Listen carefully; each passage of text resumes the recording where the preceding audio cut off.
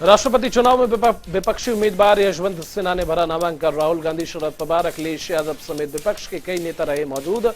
18 जुलाई को होगा राष्ट्रपति पद का चुनाव।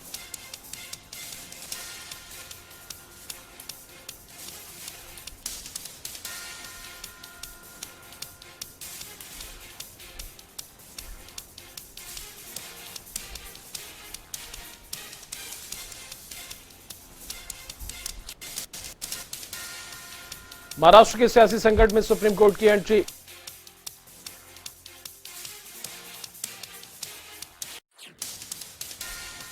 महाराष्ट्र के सियासी संकट में सुप्रीम कोर्ट की एंट्री। एकनाथ शिंदे गुट की अर्जी पर हुई सुनवाई। विधायकों को नोटिस दिए जाने के खिलाफ दर्ज की गई थी याचिका।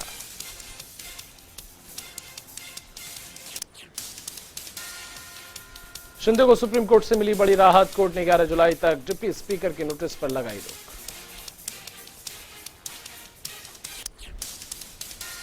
शिंदे गुट में शामिल 16 विधायकों को डिप्टी स्पीकर ने दिया था विधायकी रद्द करने का नोटिस। शिवसेना ने उठाई थी मांग।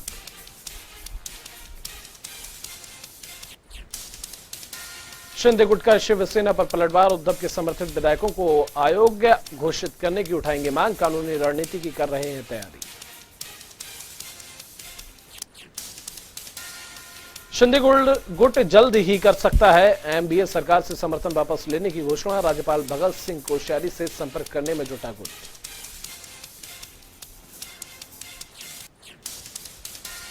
उद्धव सरकार के खिलाफ अविश्वास प्रस्ताव लाने की भी तैयारी। विधानसभा में मूल शिवसेना होने का कर सकते हैं दावा।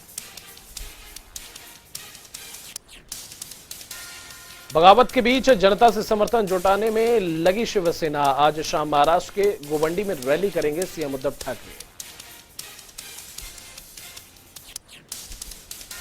बागियों के खिलाफ सख्त शिवसेना के बोल। आदित्य ठाकरे बोले, हम शरीफ क्या हुए, सारी दुनिया बदमाश हो गई।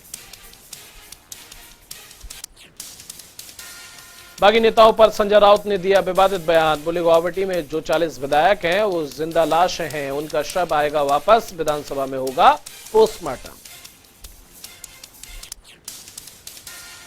जिंदा लाश वाले बयान पर बिफरे शिंदे। बोले, बाला साहेब के हिंदुत्व और शिवसेना को बचाने के लिए हम मर भी गए तो समझेंगे सौभाग्य।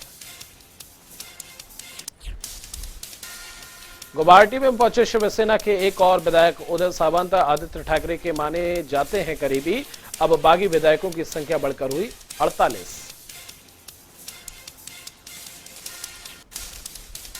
शिवसेना के बागी विधायक एकनाथ शिंदे ने महाराष्ट्र नवनिर्माण सेना प्रमुख राज ठाकरे से की बात। वहां महाराष्ट्र की हालिया राजनीतिक स्थिति के बारे में हुई बातचीत।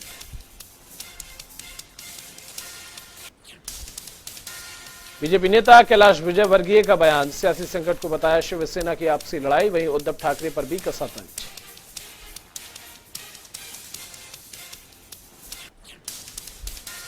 कैलाश विजयवर्गीय बोले, ये संकट उद्धव और संजय राउत के अहंकार का है कारण। लोकतंत्र में नहीं चलती अहंकार और तानाशाही। पंजाब विधानसभा में वित्त मंत्री हरपाल सिंह चीमा ने वार्षिक बजट किया पेश। 1 जुलाई से मुफ्त बिजली का वादा कराया जाएगा पूरा। वित्त मंत्री हरपाल सिंह चीमा ने की कई राहतों की घोषणा। बोले, सरकार ने 26,000 से ज्यादा कर्मचारियों की नई भर्ती को दी मंजूरी। विशेष सीबीआई अदालत ने मनी लॉन्ड्रिंग के मामले में सत्येंद्र जैन को बेल देने से किया इनकार। कोर्ट ने कहा, जैन को नहीं किया गया कानूनी रूप से पेश।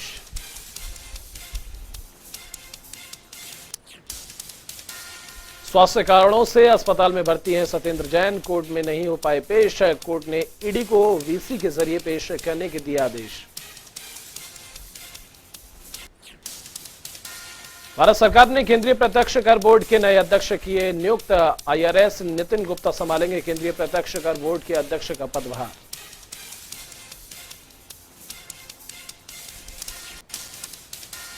जर्मनी में आयोजित G7 शिखर सम्मेलन में अमेरिकी राष्ट्रपति जो बाइडेन ने किया वैश्विक इंफ्रास्ट्रक्चर प्लान घोषित। प्लान पर उठे कई सवाल। सम्मेलन में फ्रांस राष्ट्रपति एमनुएल मैक्रों और कनाडा प्रधानमंत्री जस्टिन ट्रूडो के साथ प्रधानमंत्री नरेंद्र मोदी मौजूद।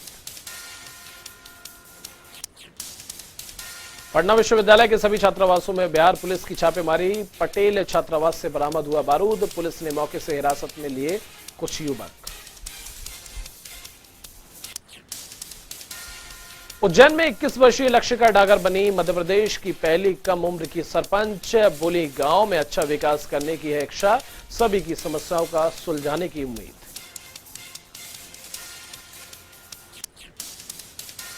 तमिलनाडु में एलजीबीटी समुदाय में मनाया प्राइड मंथ। चेन्नई में प्राइड वॉक में हिस्सा लेकर समानता का दिया संदेश। हाथों में प्राइड का झंडा लिए नजर आए लोग।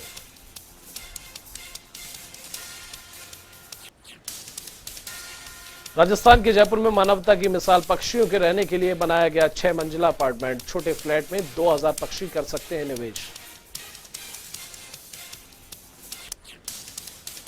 80 फीट ऊंची है पक्षियों के लिए बनाई गई इमारत। गुजरात के कारीगरों की मदद से बनाया गया है पक्षियों का आशियाना।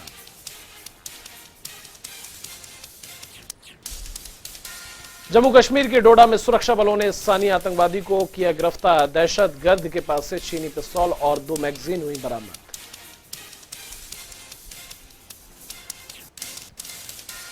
मुख्यमंत्री जयराम ठाकुर का बिलासपुर दौरा। करोड़ों की लागत से बनी कई पेयजल योजनाओं का किया उद्घाटन।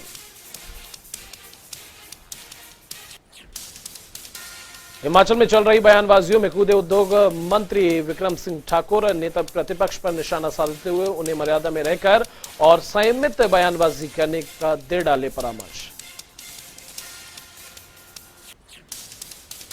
हिमाचल प्रदेश में कांग्रेस पार्टी कर रही सत्याग्रह। केंद्र की अग्निपथ भर्ती योजना के विरोध में राज्य के सभी 72 ब्लॉक में शांतिपूर्वक किया प्रदर्शन।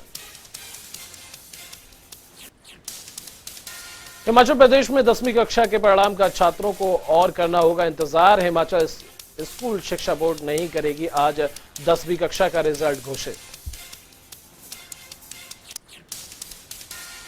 पहाड़ों पर एक बार फिर होगा मौसम खुशनुमा। 27 जून से 29 जून के लिए मौसम विभाग ने जारी किया है येलो अलर्ट। जल्द होगी मानसून की एंट्री।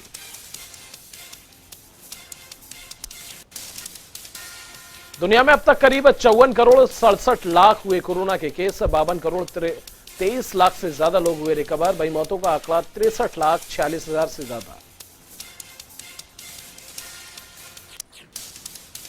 भारत में 24 घंटे में मिले कोरोना के 13,313 से ज्यादा मरीज। 32 लोगों ने गंवाई जान। 10,000 से ज्यादा मरीज हुए रिकवर।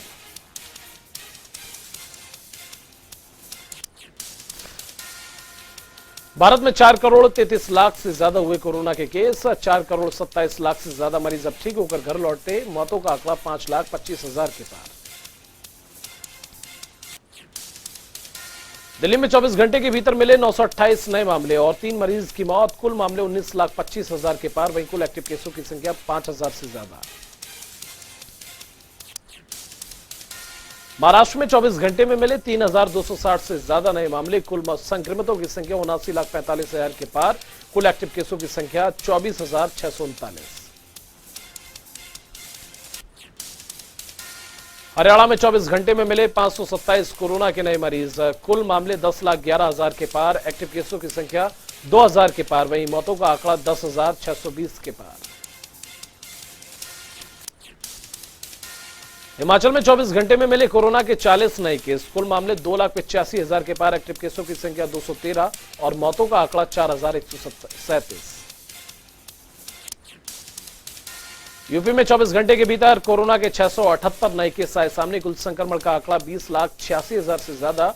एक्टिव केसों की संख्या 3,000 से ज्यादा। मौतों का आंकड़ा 23,532 के पार। पश्चिम बंगाल में घटे कोरोना के आंकड़े। 24 घंटे में मिले 295 नए मामले। वहीं कुल मामले 20,22,000 के पार। मौतों का आंकड़ा 21,200 के पार।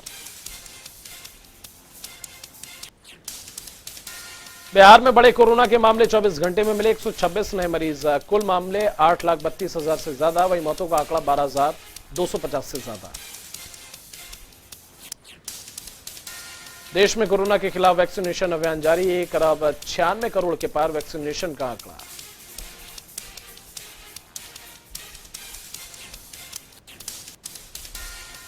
आयरलैंड की सर्दी ने किया परेशान। 3-3 स्वेटर डालकर चला रहे हैं काम। वहीं चहल ने कहा सर्दी की वजह से बॉलिंग करने में हो रही थी बहुत परेशानी। आयरलैंड के खिलाफ खेली जा रही 2 मैचों की सीरीज के पहले मुकाबले में भुवनेश्वर कुमार ने रचा इतिहास। T20 इंटरनेशनल में पावर प्ले के दौरान सबसे ज्यादा विकेट लेने वाले गेंदबाज बने भुवनेश्वर।